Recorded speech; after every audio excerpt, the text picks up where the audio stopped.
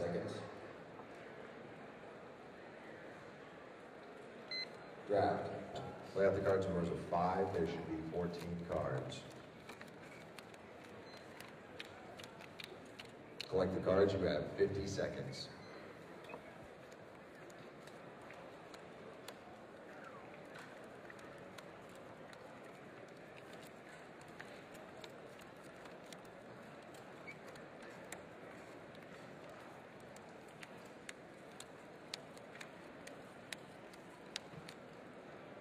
I felt the draft was definitely heavy on the Alliance. I don't know what it is, what it turns out to be. I'm hoping it's not 6-2 again. But yeah, when you feel that, you always have the option. But then I thought to myself, I'm passing all these bombs. As long as I can get like a footsteps or, a Warwick row, then I can have 2 flips. Anyway. Exactly. And it's like, great, you have bombs? Cool, thank you. Yeah, Rembo's definitely strong like that. And so what I try to do is I try to build like smaller ally base, just a couple really, really small guys that are like mid-range, and a couple 2 drops, 3 drops. Just protect the 26 health and try and get to a flip. Exactly, and that's the basic strategy, and just try to burn them out, or, You definitely sent Durkin purposefully into Horde. So I thought, like, cool, I'm forcing him Horde, hopefully the guy on my right's Horde, that'd be great. No. I got past 3 look at the walls in a row, and I was just like, oh my god, his draft is ridiculous.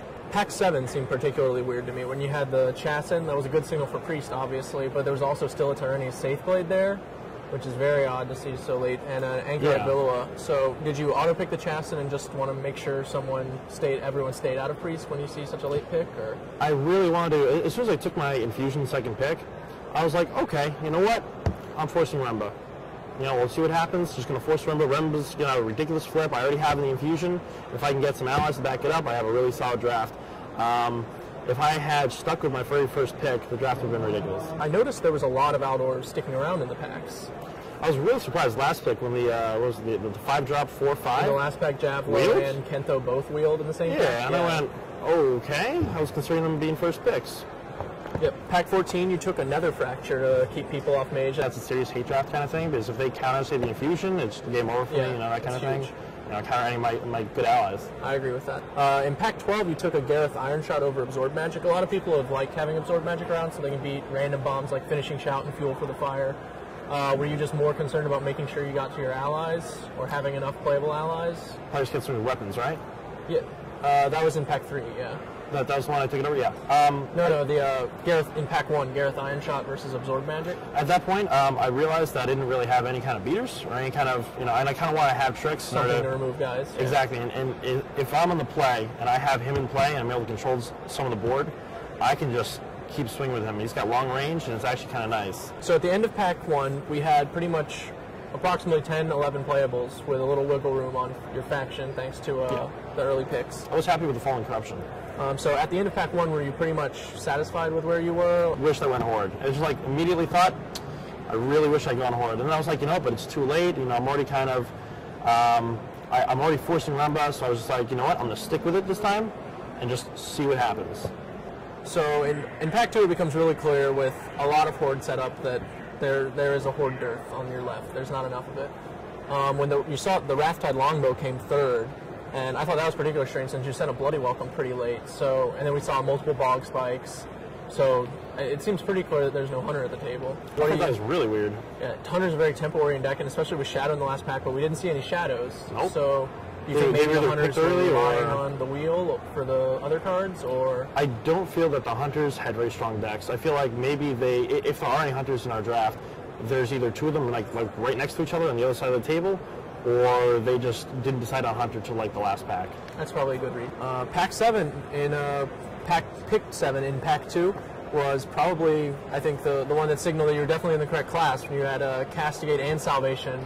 Yeah, Salvation is... Yeah. Clearly no one was in Priest at that point. I realized that I'd made sure that no one else at the table was Priest.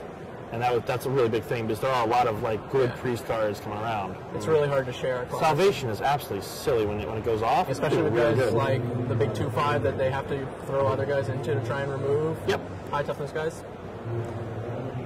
You got after passing the one Salvation, you got another one pick 8, and then the other one wheeled. So you ended up with both of them. When you have 4 cards left and you pass them, and you say, "Oh, there's a Salvation. That's the card I'm actually playing."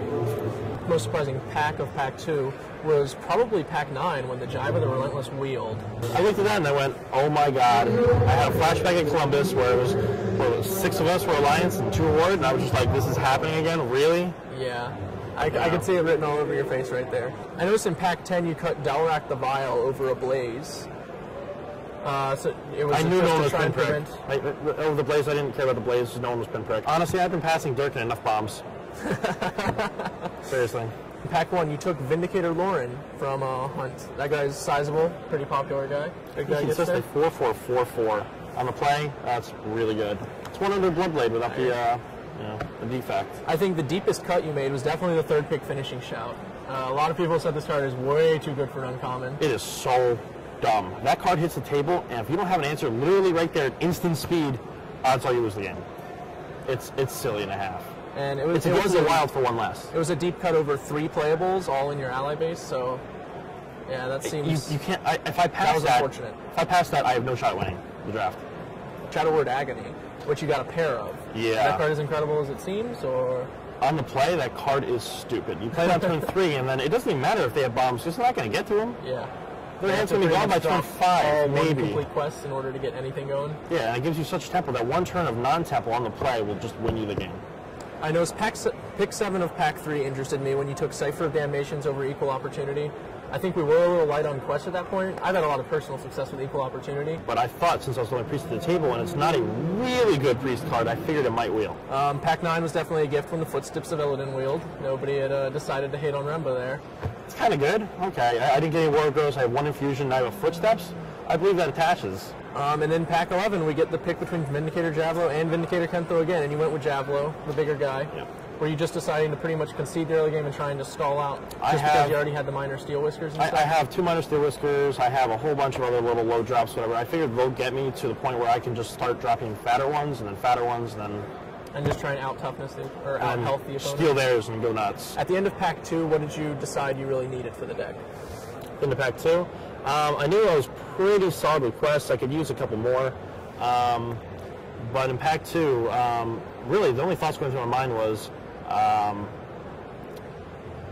crap. I was thinking to myself, it just, thank God that pack 3 was better. Yeah, because at the end of pack 2, I was a little depressed. I was sitting there going, oh my God, I'm passing bombs constantly. I hope Durkin's taking him because he's to my left. I'm probably not going to play him. God willing, the finals. That'd be nice. But yeah, it was rough. All right, we definitely did even out in pack 3. So overall, what do you think the deck's going to pull off for you? If I play it right and roll dice high, hopefully a 3-0. But this is really like maybe a 2-1 deck. All right, fair enough. Remember, does give consistent results. Does he play football? The worst play of all was I didn't realize that you don't die to mill, you die to the draw. So I could have just let the mill go and then preparing for ward every guy in my deck back. Yeah, that was pretty good.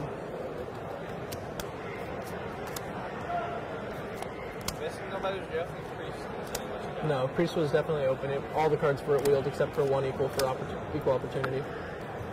I really don't want to cut anything else. The Salvations are really good. The Chast and the Castigate, the Agonies, the Mental Anguish. It's true. It's so true. If it goes off once, I'll cheer. Alright, I'm going to stick with this. You're going to stick with this? Okay. That's my build.